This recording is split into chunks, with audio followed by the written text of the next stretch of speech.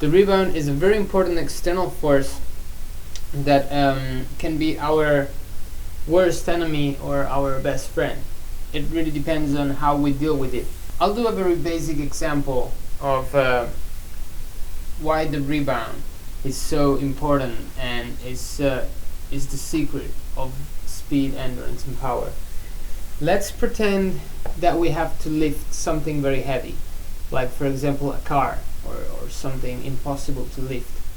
Okay, if we try to lift it, it will be impossible because we have the force of the gravity that works against us. So the weight of the car is just too heavy, it's just too much for our muscles, our body.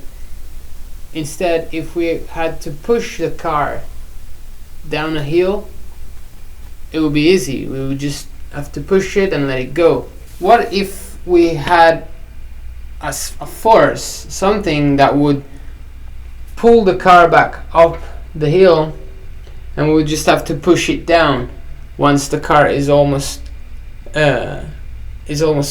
stops. We just have to push it down. We will never feel the weight of the car really, or at least not as if we have to pull it up, right? So this is a perfect example of what the rebound is. Let's bring this on the drums. Actually, let's bring this on the drums with heavy sticks. Okay, so these are very heavy sticks that I use to practice to work on the rebound, not to become stronger or work on my muscles. So, as I was saying before, if we have to lift the stick, it's not that big of a deal, right? It's not as heavy as a car, but let's think about the fact that we will use micro muscles like the finger muscles, and we have to do it for 6 strokes per second, which is fast. It's very fast. At that point, we will give a lot of work, a lot of weight on our micro muscles, and in that case the weight of the stick is going to make a difference. It's going to be very heavy. So we really have to use some help, some external help, so that we don't do physically all the workout, all the job of pushing the stick down and raise it back up. So for this reason I use these sticks, which allows me to really understand and feel if I'm lifting the stick or not, because if I feel the weight of the stick, that means that I am not doing the right thing. I am kind of doing both, pushing down and pulling the stick back up. Instead, I want to be active and I want to push the stick down in the first part and then follow the stick back up, which is a very important concept, the one of following instead of raising, or doing accepting the rebound just with one part, or leaving the stick coming back up as the stick prefers to, and then lifting it back up. But the concept of following, it's something very different and very important, and it's the key of speed, endurance, and power. Why is it the key of endurance, speed, endurance, and power? Since we won't do the work ourselves, but we will make the rebound do the hard work for us, we will never feel the weight of the stick.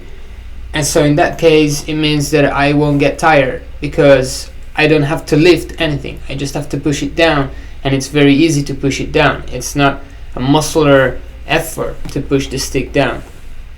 So for that reason, I will be able to play louder, because I won't get tired, and for longer periods, because I won't get tired. and so faster, because I won't get tired. So it's only a benefit. We only have benefits in taking advantage of the rebound, but we must learn, and we have to get used to the rebound, accept it and control it, and synchronize to it, which is the most difficult thing. And now we're gonna see how we can synchronize to the rebound.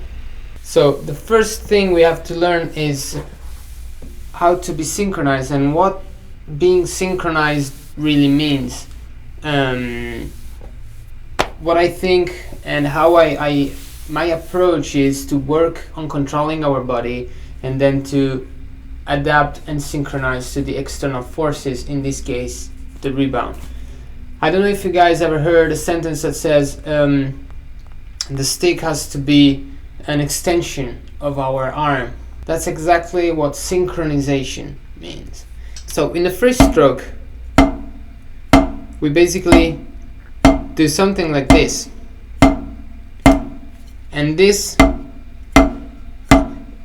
is basically pushing the stick down and coming back up with the stick. So synchronization literally means being synchronized in time and space, which means being in the same space, in the same place at the same time, no matter, in this case, no matter what. I mean, no matter where the stick is and our hand is. So if we didn't touch the stick, and we would still be synchronized to it, it means that our hand and then our stick would move in space and time without ever changing the distances.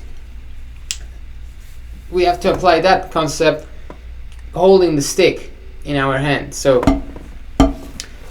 the main focus, the main thing that I will think about right here is to push the stick down, and once the stick hits the surface, follow it back up. So I'll give you an example of the French grip free stroke, basically, where I will let the stick fall.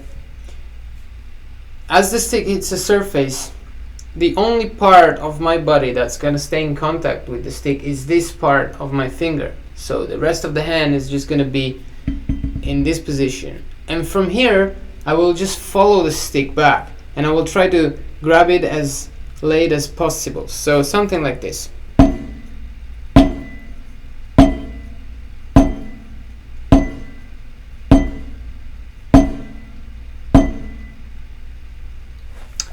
So as you can see, I kind of like throw the stick down or let it fall, and as it hits the surface, in this case the pad, I just follow it back, and you can hear the sound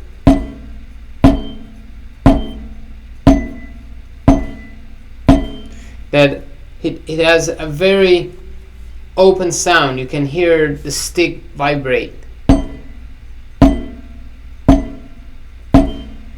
which is not